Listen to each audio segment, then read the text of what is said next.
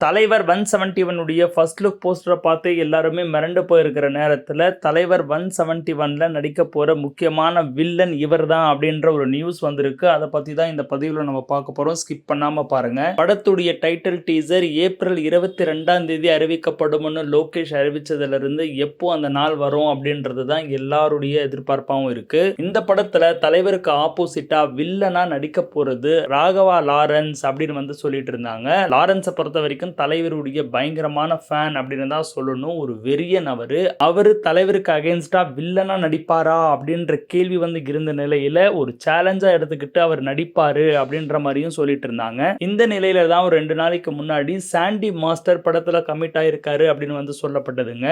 லியோல ஏற்கனவே சாண்டி ஒரு சூப்பரான ரோல் வந்து பண்ணியிருந்தாரு. பயங்கரமா அந்த ரோல் வந்து பேசப்பட்டது. அதை விட பயங்கரமான கேரக்டர் லோகேஷ் இந்த படத்துல சாண்டிக்கு கொடுத்திருப்பாரு அப்படின்னு வந்து சொல்லிட்டு இருந்தாங்க. ஆனா இப்போ கூடுதலா வர தகவல் என்ன அப்படின்னா, முதல்ல ஷாருக் கானையும் இந்த படத்துல நடிக்கிறதுக்கு வந்து கூப்பிட்டுருக்காங்க. ஷாருக் கான் சில காரணங்களால இந்த படத்துல இருந்து நடிக்கிறத வந்து தவிர்த்துட்டாரு. இப்போ ரன்பீர் கபூரை கமிட் பண்ண போறதா வந்து சொல்லிட்டு இருக்காங்க. ரன்பீர் கபூர் வில்லனா நடிக்கிறதுக்கு சான்ஸ் இருக்கு அப்படின்னு ரூமர்ஸ் வந்து இருக்கு.